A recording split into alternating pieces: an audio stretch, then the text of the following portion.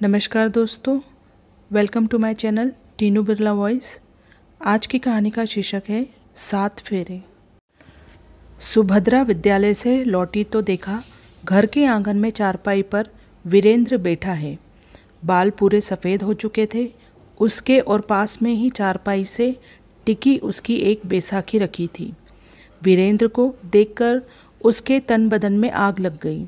माँ, तुमने इन्हें अंदर कैसे आने दिया? वह गुस्से से चिल्लाकर बोली। अब मैं कैसे मना करती बिटिया, 70 वर्षीय माँ कमरे से बाहर आती हुई बोली। मुझे माफ़ कर दो सुभद्रा, मैंने तुम्हारे साथ बहुत गलत किया। वीरेंद्र लड़खड़ा के उठने की कोशिश करते हुए रीरिया के बोला। वीरेंद्र सुभद्रा का पति सुभद्रा को 18 साल पहले छोड़कर भाग गया था। सुमन के साथ, वही सुमन जो कि सुभद्रा की सगी मौसेरी बहन थी और सुभद्रा उसे सगी बहन की तरह प्यार करती थी।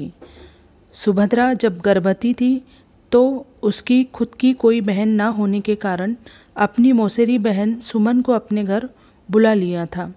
कई माह पहले से ही, ताकि उससे घर के कामों में थोड़ा सहारा मिल जाए और डिलीवरी के समय वह घर अस्पताल दोनों संभाल सके। सुभद्रा की सास नहीं थी और वह ससुर तो उसकी शादी से पहले ही सड़क सुधार चुके थे। ले दे के ससुराल में एक बड़ी ननंद थी, पर वह बहुत दूर गोरखपुर में रहती थी और अपनी बड़ी गृहस्थी और जिम्मेदारियों के चलते हुए बहुत कम ही भाई वीरेंद्र के पास अमरोहा आ पाती थी। बेटे सौरभ के जन्म लेने के कुछ दिन बाद सुभद्रा अपने मायके माँ के पास आ गई थी, क्योंकि वह बहुत दिनों से उसको बुला रही थी और नाती को देखना भी चाहती थी। सुभद्रा बीएड पास थी और एक विद्यालय में पढ़ाने जाती थी। सौरभ के जन्म से कुछ समय पहले उसने 3 माह का अवकाश विद्यालय से ले लिया था।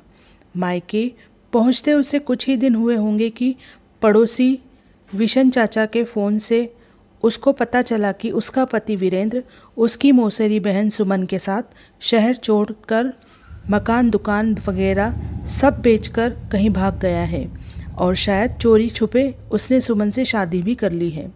सुभद्रा के लिए बहुत बड़ा धक्का था यह। अपने ही दगा देंगे ऐसा उसने स्वप्न में भी नहीं सोचा था। सुमन और वीरेंद्र को उसने फ़ोन लगाने की बहुत कोशिश की, पर उन दोनों ने अपने नंबर बदल लिए थे। सुभद्रा के मौसा मौसी को भी उनके बारे में कुछ पता नहीं चल पा रहा था। सुभद्रा में इतनी ताकत थी और ना इतना पैसा कि पुलिस में जाके रिपोर्ट लिखवाती और पति को ढूंढ के उस पर कोई कानूनी कार्रवाई करवाती। नियति को स्वीकार कर लिया था उसने, और वैसे ही सौरभ तथा तब दूध मुहा बच्चा ही था। उसका साथ देने वाला भी कोई नहीं था। जब पति ही दिल से ही अपना ना हुआ उसका, तो अब और क्या उम्मीद रखना उससे। यह सोचकर वह सब भूलकर फिर से अपनी दिनचर्या में लग गई। मकान किराए पे लेना पड़ा उसको और उसने अपनी माँ को भी वहीं बुला लिया। वह सुबह स्कूल चली जाती थी और माँ सौरभ की देखभाल करती थी। बाद में कुछ सालों बाद अपने किसी जान पहचान वाले से ही उसको पता चला था कि वीरेंद्र दिल्ली भाग गया था। वहीं कुछ साल बाद उसका कोई एक्सीडेंट हो गया था, जिससे उसका एक पैर लगभग बेकार हो गया था और वह बैसाखी के सहारे चलता था। वहाँ जाके कोई दुकान खोल ली थी उसने, वह भी बंद हो गई थी। सुमन भी सारे जेवर वगैरह लेके उसको छोड़ के चली गई थी और उसका कहीं और विवाह हो गया था। मैंने चाय पिला दी है दामाद जी को, माँ बोली। दामाद? कैसा दामाद? सुभद्रा व्यंग्यात्मक हंसती हुए बोली। आपके यह दामाद जी उस वक्त कहाँ थे जब नन्हे सौरभ को मैं अकेला ही पाल पोस के बड़ा कर रही थी। बचपन में कमज़ोर होने के कारण जब सौरभ को जब तब निमोनिया हो जाता था और इसको अस्पताल में भर्ती करना पड़ता था, तब पूरी रात अकेले अस्पताल में मैंने इसकी चिंता में काटी। तब मुझे सहारा देने वाला, मेरी हिम्मत बांधने वाला मेरा पति कहाँ था मेरे पास? वो तो मुझे अकेला छोड़कर मेरी ही धोखेबाज मौसेरी बहन के साथ रंग रंगलिया बना रहा था। हम सबको भूल के आज 20 साल बाद उसको हमारी याद आई। सुभद्रा गुस्से में कांपती हुई बोली। मुझे माफ़ कर दो सुभद्रा, मेरा सारा रुपया पैसा खत्म हो गया, दुकान भी बंद हो गई। सुमन तो बहुत पहले से ही मुझे छोड़ के चली गई। मेरे एक्सीडेंट के बाद आखिरी तुम मेरी पत्नी हो। 7 फेरे लिए हैं तुम्हारे साथ। 7 फेरों वाले वचन तो निभाओगी ना? मेरा साथ तो दोगी ना?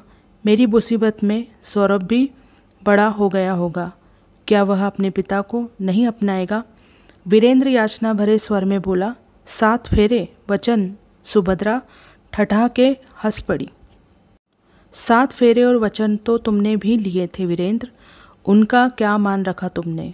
मेरे जीवन का स्वर्णिम काल तो मैंने अकेले ही काट लिया, तुम्हारे धोखे की आग में जलते हुए, दुख और अकेलापन झेलते हुए। और सौरभ की याद अब आई तुम्हें?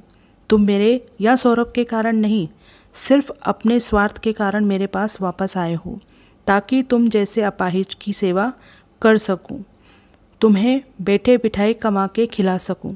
अब मैं पहले की तरह भोली नहीं, समझ आ गई है मेरे अंदर भी। सौरभ कोचिंग क्लास गया हुआ है, उसके आने से पहले ही निकल जाओ मेरे घर से, वरना मुझे पुलिस बुलानी पड़ेगी। मैं अब अकेले ज़्यादा सुख से रह रही हूँ और अपने दम पे अपने बेटे को उच्च शिक्षा भी दिलवा सकती हूँ।